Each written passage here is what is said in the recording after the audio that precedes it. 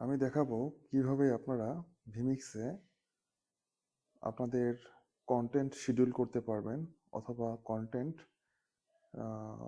Cinema নাটক গান এগুলো শিডিউল করতে পারবেন লিস্ট অথবা শিডিউল।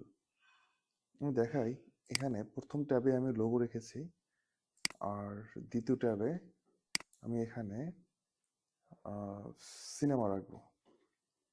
অ্যাড ইনপুটে যাই, লিস্টে আসার পরে এখানে এভাবে টান দিয়ে আমরা নিয়ে আসতে পারবো,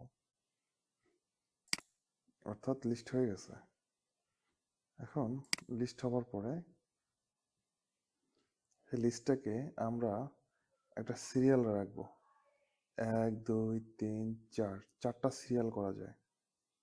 এবং এখানে লোগোটাও 1 2 3 4, লোগোটাকে সবসময় 4-এ রাখতে হবে। আমি 4 রাখলাম। এখন এই যে কন্টেন্ট সবসময় 1-এ রাখতে হবে, 1-এ দিলাম। এখন এখানে ভিডিও লিস্ট হয়ে গেছে। আমি কিভাবে করলাম ভিডিও লিস্ট আরেকবার ক্লোজ করে দেখাই। প্রথমে ট্যাব 2-এ ক্লিক করলাম, অ্যাড ইনপুটে ক্লিক করলাম, ভিডিও ডিভিডি লিস্টে গেলাম। এখান থেকে আমি একসাথে সব মার্ক করে নিয়ে আসছি, কিন্তু এখন দেখা যাচ্ছে আমি এখন এই গানটা চালাবো, এটা অ্যাড করলাম। ঠিক আছে, আমি এখন এই গানটা চালাবো, এইটা অ্যাড করলাম। এভাবে করে করে আমি একটার পর একটা শিডিউল করে দিতে পারি। এখানে আমি এইটা চালালাম, দেখা যাচ্ছে এইটা চালালাম, এভাবে করে আমি দিছি। এখন আমি ওকে করে দিলাম। এখন ওকে করার পরে আমার ট্যাব 1-এ আসতে হবে। এখন ট্যাব 1-এ আসছে এবং এখানে যদি আমি লুপ আছে, আমি যদি লুপ করে দেই তাহলে লুপ করে দিলে এই গানটা শেষ হয়ে গেলে পরবর্তীতে আরেকটা গান চলবে। অর্থাৎ আমাদের যে শিডিউল করা লিস্ট, সেই লিস্ট থেকে দেখা গেছে যে এখানে যে লিস্ট করা দেখাই, ডান সাইডে আমি লিস্ট লেখা ক্লিক করছি। এখানে যে লিস্টগুলো আছে লিস্টগুলো শেষ হয়ে গেলে পর আবার নতুন করে প্রথম থেকে শুরু হবে। এটা হচ্ছে লিস্ট। এখন দেখা যায় যে আমার ডিসপ্লেতে ফুল স্ক্রিনে আমি দেখাতে চাই, তাহলে আমার এই সেটিং থেকে একটু ক্লিক করতে হবে। সেটিং থেকে ক্লিক করার পরে আমার পজিশনে ক্লিক করতে হবে এবং আমি জুম ক্লিক করতে হবে। এই জুম ক্লিক করার পরে চলে আসছে, কিন্তু এখন দেখাচ্ছে লোগোটা ডান সাইডে হয়ে গেছে। আমি চাচ্ছি বাম সাইডে লোগো দেখা যাচ্ছে। আমি এখন এটাকে ডান সাইডে নিয়ে যাব।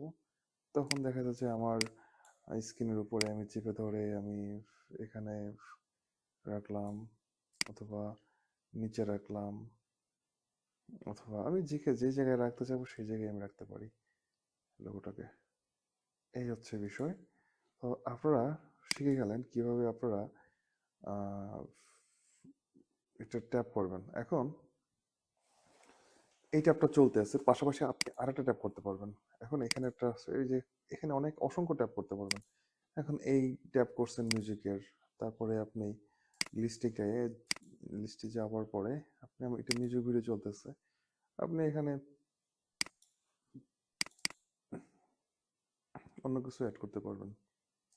যেমন আমি এখানে একটা মুভি নিয়ে আসলাম, আমি এখানে মুভি দিলাম।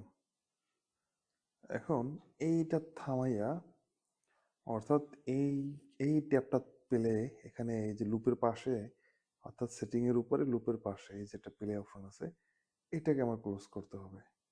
তখন এটা ক্লোজ করে আমি যদি সরাসরি চালাতে চাই, তখন আমার যে কাজটা করতে হবে, এই প্লে প্লে বাটনটাকে পুশ করে তারপর এখানে প্লে দিয়ে এই অনে ক্লিক করতে হবে। অর্থাৎ এটা ভিডিও চলতেছে। এখন দেখতেছি যে এখানে নাম উঠতেছে, আমি চাইলে টানাইয়া দিতে পারবো, এভাবে চলতে থাকবে। নিচে লুপ দিয়ে দিলাম, তাহলে এটা শেষ হয়ে গেলে ডিসপ্লে খালি হবে না। এটা এভাবে হয়ে গেল। এখন এখানে কিন্তু ভিডিওতে অডিও নাই, এটা খেয়াল করে দেখছেন? তো ভিডিওতে অডিও নাই। আপনারা সবসময় এই অডিওতে ক্লিক করবেন। Senior crime reporter viral BD. আপনারা আপনাদের বাচ্চাটার কথা একবারও ভাবলেন না? আর ভাবতে পারিনি বলেই তো এখানে আসতে বাধ্য হয়েছি। একজন বাবা হিসেবে যে দায়িত্ব তা তো উনি পালন করেন না, ভরণ পোষণের টাকাটা পর্যন্ত দেন না, তাহলে আমি বাচ্চা পালবো কিভাবে? আপাতত অফ চাই। চুরি করব, ডাকাতি করব, আদালত বলুক আমার কোনো শাস্তি হবে না, তাহলে আমি তাই করব। এই জন্যই এই সিদ্ধান্ত নিতে বাধ্য হয়েছি। আমি অডিও সরিয়ে নিলাম। এখন আর গ্রাহক অর্থাৎ দর্শক কেউ শব্দ শুনতে পাবে না। নিউজ অলিতে গলিতে সব জায়গায় পাওয়া যায়, কিন্তু আপনাকে তো স্যার। অর্থাৎ আমি আজকে শিখলাম কিভাবে ভিডিও লিস্ট করা হয়।